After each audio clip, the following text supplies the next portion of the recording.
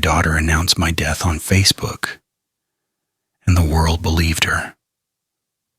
And the last thing I did that day will leave you speechless. It started with a phone call, then another, then 10 more.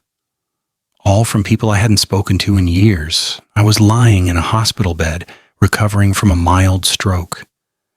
The kind that leaves you dizzy but thankful you're still breathing. My hands still shook when I tried to hold the phone. The screen lit up with messages. I'm so sorry for your loss. He was such a good man. Rest easy, John. I frowned. Then my best friend Henry called. His voice was trembling. John, is it true? Is what true? I asked. He hesitated. That you're gone. I thought he was joking until I opened Facebook. There it was, a public post from my daughter's profile. A photo of me in this very hospital bed, tubes in my arms, eyes closed. Captioned, "Rest in peace, Dad. You'll always be my hero." Hundreds of comments. Old co-workers, neighbors, distant relatives, all saying goodbye to a man who was still alive, scrolling through his own memorial. Every word hit me like a shovel of dirt. People shared stories about me, posted pictures. Even my ex-boss wrote, Gone too soon. Gone? I wasn't gone. But my daughter had already buried me, digitally, publicly, permanently. I tried calling her, straight to voicemail. I called again. Blocked. Messenger? No reply. Text? Undelivered. I just sat there staring at the screen, my face frozen on her post. My photo, my name, and the date of my death. October 4th. The day before my real birthday. The nurse walked in and noticed my expression. You okay, Mr. Whitaker? I didn't answer. Because how do you tell someone your daughter just killed you on the internet? For the next few hours, I watched the post spread like wildfire. People tagged her. She replied with hearts. She even commented, "He passed peacefully." My blood pressure monitor started beeping. Peacefully? She'd made my death sound poetic, like she'd written an obituary for a man she once loved but couldn't wait to erase. I needed to know why. When I got discharged 2 days later, I went home to an apartment that suddenly felt like a museum. Every photo of her was still there. Graduation, her first job, the smile that used to make me believe I'd done something right. But my phone kept buzzing with condolences. Even the funeral home sent an email. We're sorry for your loss. Please contact us for service details. Then I noticed something strange. The timestamp on her post, 10:05 a.m. The same day she'd told me she was too busy to visit. And right below that, on her Instagram story, she was wearing a wedding dress. Hashtag, checked new beginnings, sites, love after loss. I clicked the live notification out of reflex. Her wedding livestream was starting. Hundreds watching. Music playing. Her pinned comment at the top. I know my father is watching from heaven today. My hands went cold. I looked at the hospital wristband still on my arm, proof I was alive. And at her face smiling on screen, veil flowing, surrounded by people congratulating her. The same people who had just said goodbye to me. The irony twisted like a knife. She had announced my death to make space for her new life, to clean her past, to erase me from it. I sat there in silence as the ceremony began. Every I do felt like a shovel of dirt thrown on my name. And as the priest asked if anyone had anything to say, I whispered to myself, not yet, but soon. Because that was the moment I realized, if she could kill me online, I could haunt her there too. And the last thing I did that day will leave you speechless. My daughter didn't kill me with a gun. She did it with silence. And the last thing she said before erasing me will leave you speechless.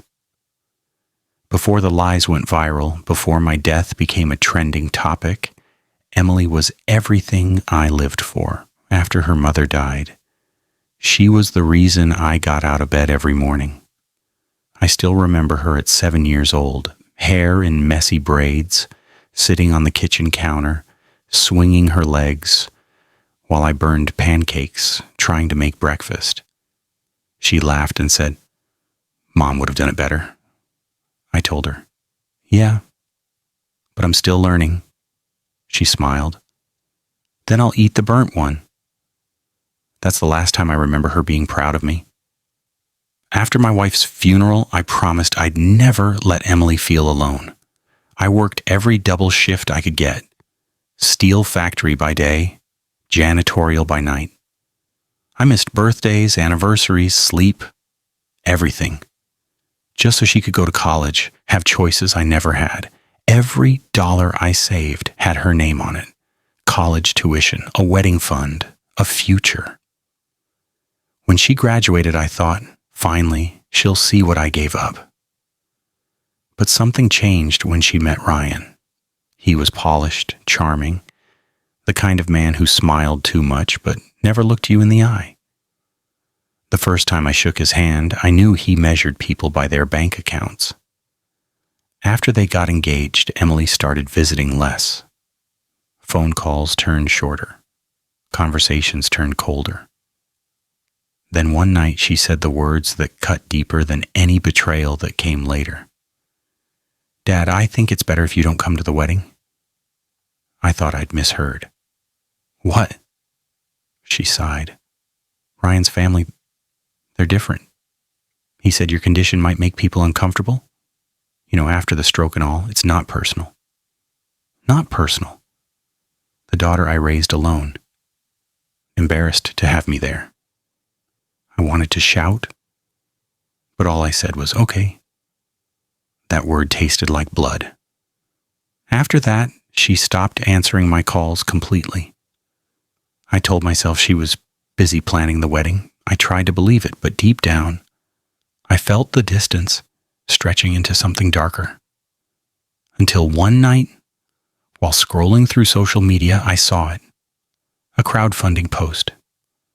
Her profile picture, my hospital photo, and a caption that said, "My father's in critical condition. The doctors say it's only a matter of time. Anything helps.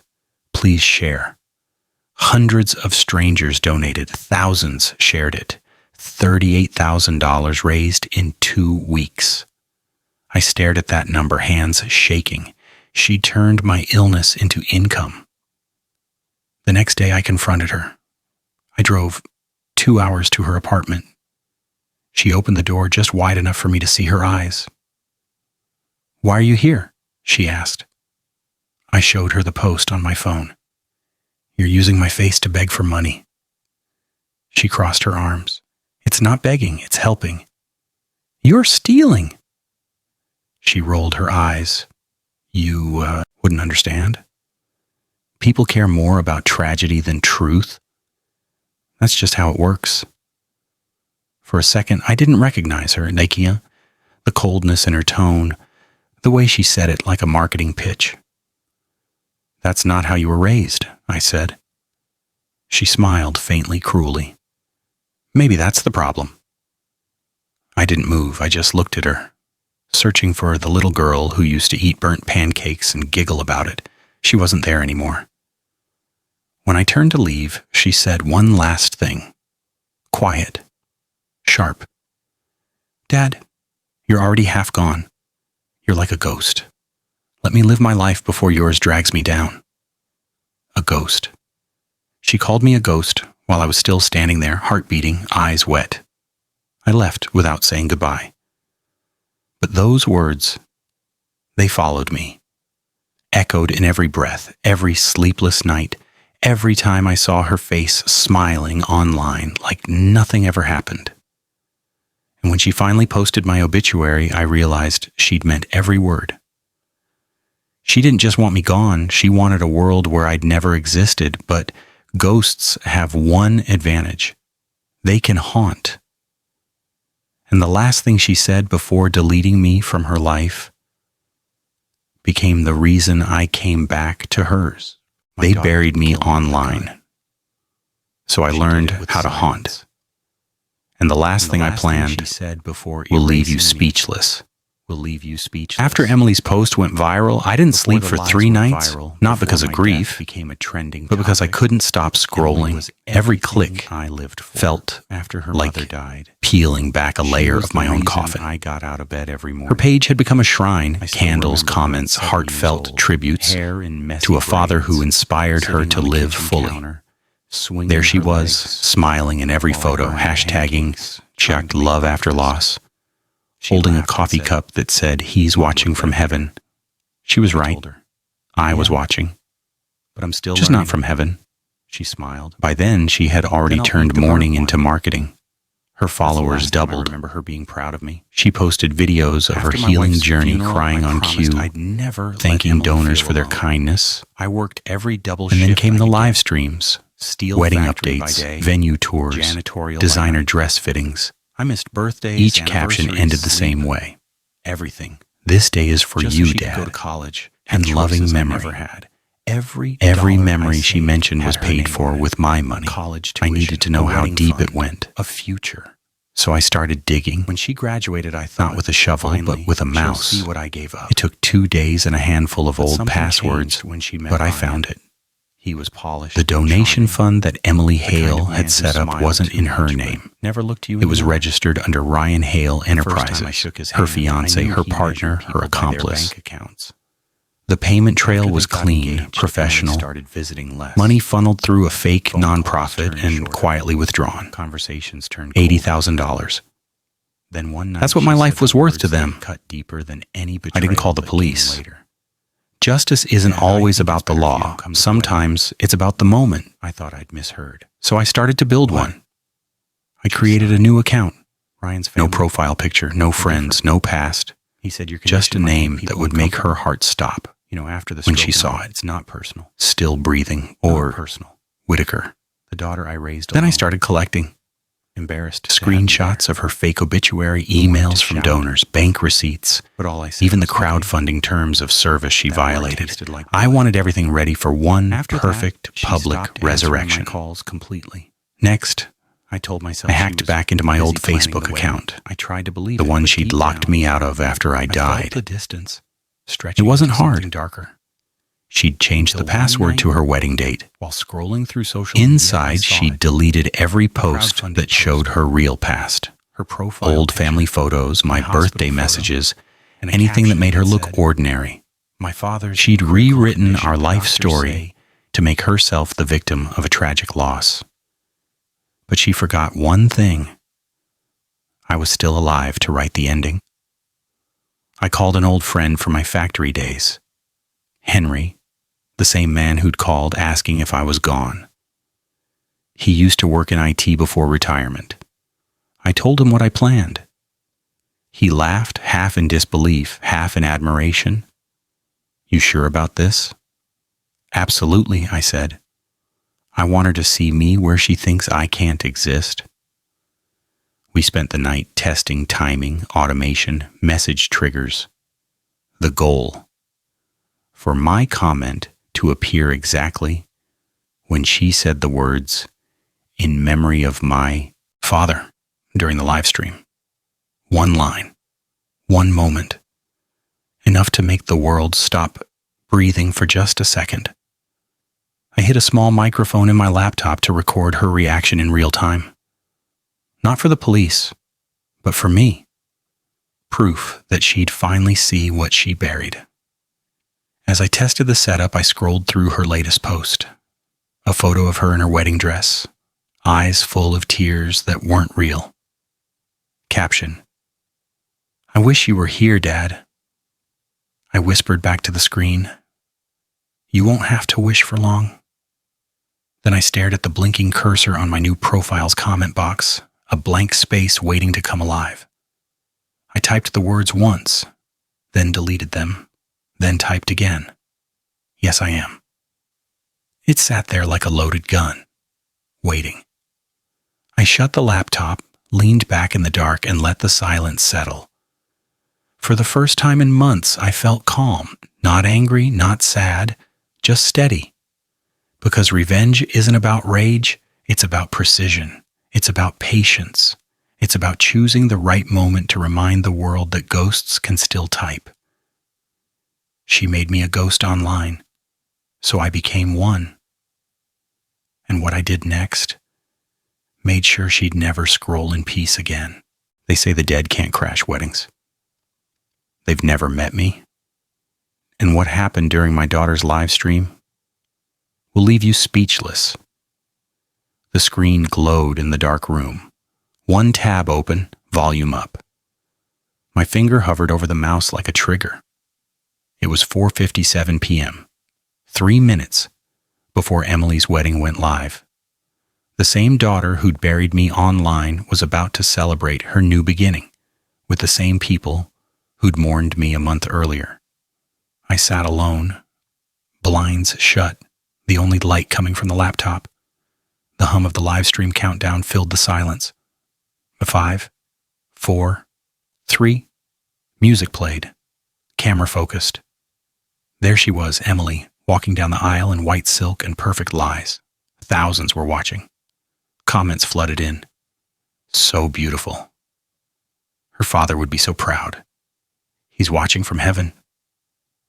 Then I heard her voice, steady, rehearsed, fake.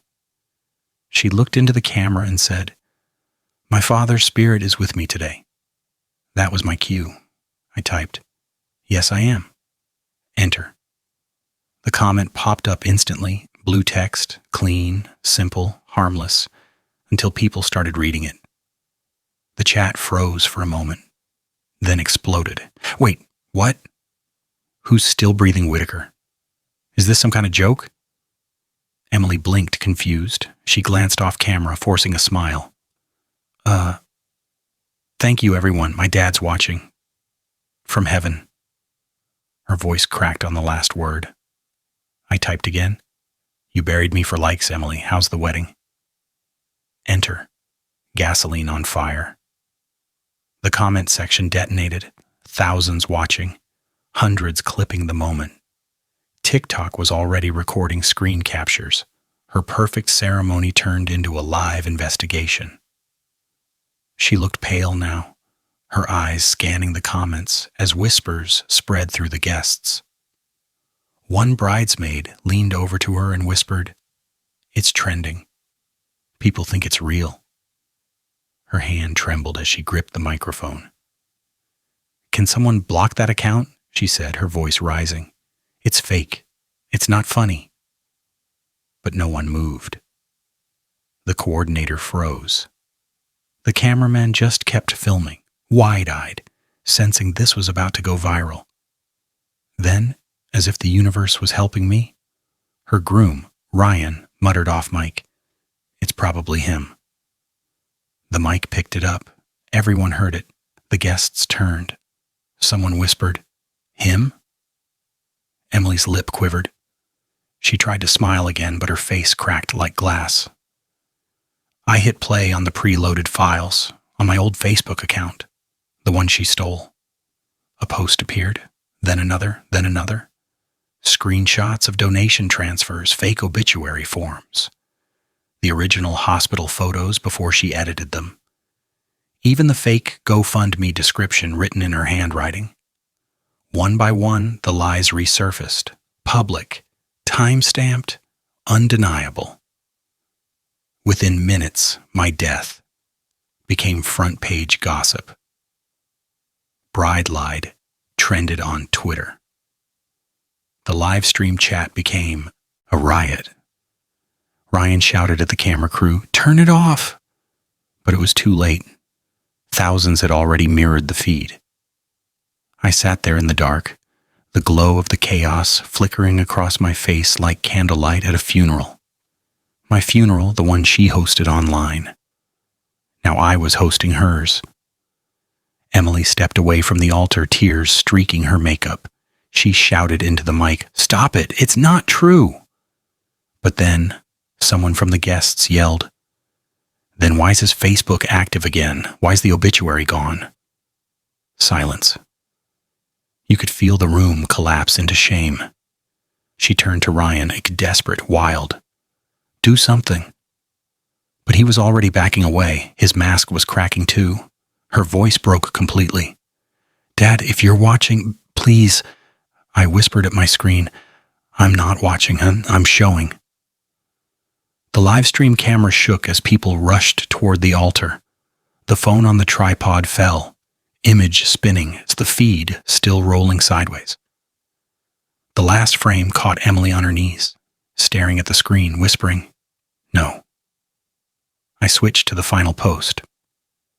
A short video of her voice recorded secretly during our last conversation, saying, You're a ghost, Dad. Let me live.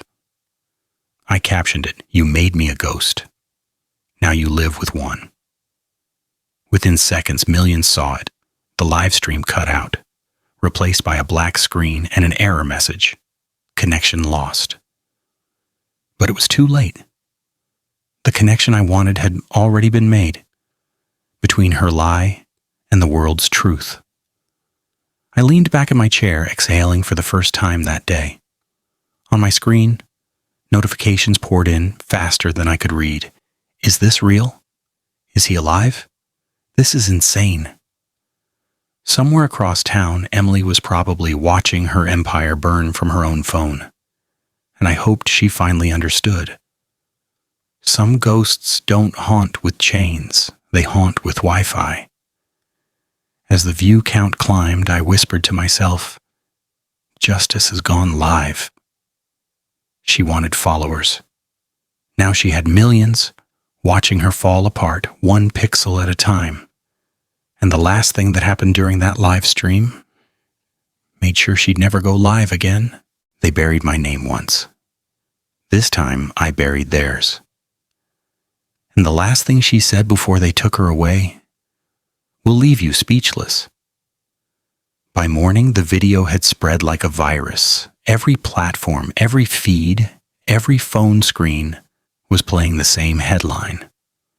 Bride's dead father comments during her wedding livestream. Millions of views, thousands of reposts. Some called it a hoax, others called it the greatest revenge story ever told. But I wasn't hiding anymore. I was done being the ghost in someone else's story. So when the local news station called, I said yes. The reporter, a young woman with wide eyes and a cautious tone, sat across from me. Her first question was the one everyone wanted to ask. Mr. Whitaker, are you really alive? I looked straight into the camera. I'm not dead, I said, just disappointed. The clip hit 1 million views in 3 hours. By noon, Reddit threads had dissected every detail, timelines, donations, forged documents, even her makeup brand sponsorship. The internet built a case faster than the police ever could. And Emily? She vanished. Her wedding guests deleted photos. Her followers turned on her. Sponsors pulled out. The internet that once worshipped her turned into a mob demanding justice. Then, 3 days later, Ryan's company website went offline. Not because of maintenance, because he was gone. Reports came in. He'd emptied the last of the donation funds into an offshore account and fled the country. Emily, left behind, faced everything alone. The fraud investigation, the debt, the shame. I should have felt vindicated. But when I saw her mugshot, makeup smeared, eyes swollen, I didn't feel like a victor. I felt like a father, staring at what was left of his child. They let me meet her once before the arraignment, a sterile room, 2 chairs, 1 sheet of glass between us. She walked in wearing orange. Her hands shook as she picked up the phone. For a few seconds, she didn't speak.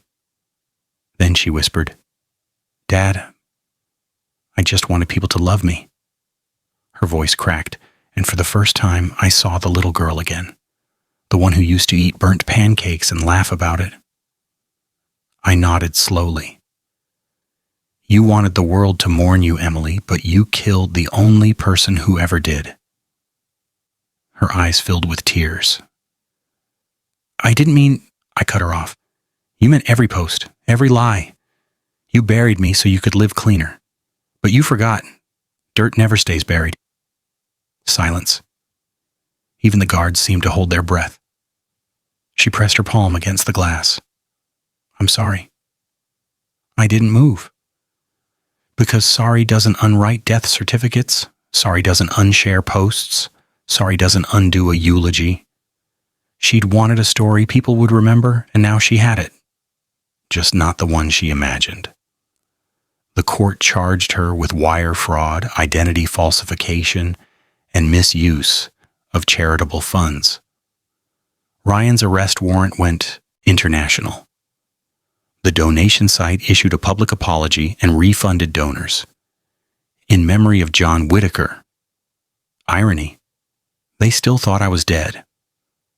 I stayed off the internet for a while after that. No more comments, no more ghosts, just silence. But one night I couldn't sleep. I opened Facebook, the same account she'd hijacked. Her fake obituary was gone. In its place, one of my old posts had resurfaced. A photo of us fishing years ago.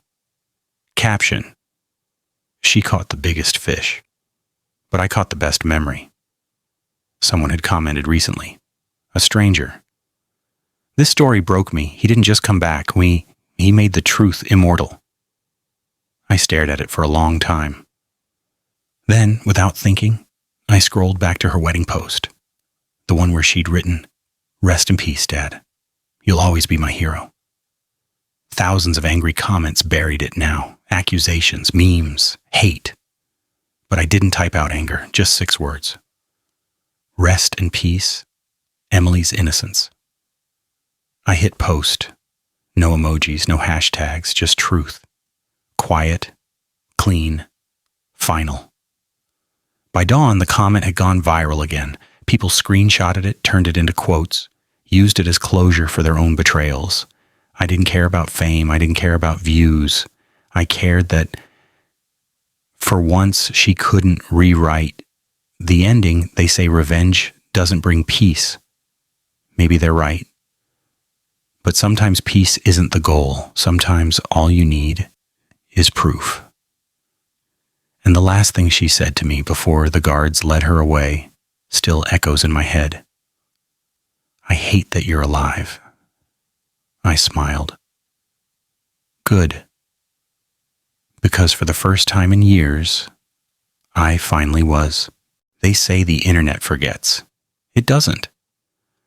And the last thing she wrote to me will leave you speechless. 1 year later, I live in a small apartment above a hardware store. Quiet, unremarkable, invisible. No Facebook, no news, no ghosts, except the ones that still live in the Wi-Fi. Sometimes people still recognize me in town, not for who I am, for the story. They whisper, "That's the man whose daughter buried him online." I nod, say nothing. It's easier to be a headline than a human being. I spend my mornings feeding the stray cat that refuses to let me pet it, my afternoons fixing broken radios for old neighbors. At night, I sit by the window and watch the glow of other people's screens. Faces lit by the same thing that almost erased me: attention. Every few weeks, one of my old videos or screenshots resurfaces. People turn them into memes, edits. The dad who commented from the grave. Some laugh, some cry. I'm not angry anymore, just tired. Then one morning a letter arrives. Plain envelope, prison return address. Her handwriting, shaky, familiar. Inside only a few lines. "Dad, I still see your comment every night. It's like you're still watching. Sometimes I wish you'd stop. Sometimes I wish you hadn't. Emily." I read it twice. Then again. My hands trembled, not from age, but from everything that never got said. I folded it neatly and placed it in the drawer beside the old laptop. It was the same one that started all of this. When I opened the screen, the glow hit my face like a memory. The last thing still visible on it wasn't an email or a file, just that comment. Frozen in blue. Yes, I am. The cursor blinked beside it like a heartbeat that refused to die. I looked out the window, and the world outside kept scrolling just as it always had. She killed me online, I whispered. I came back in pixels, and maybe that's worse than death. Fade to black.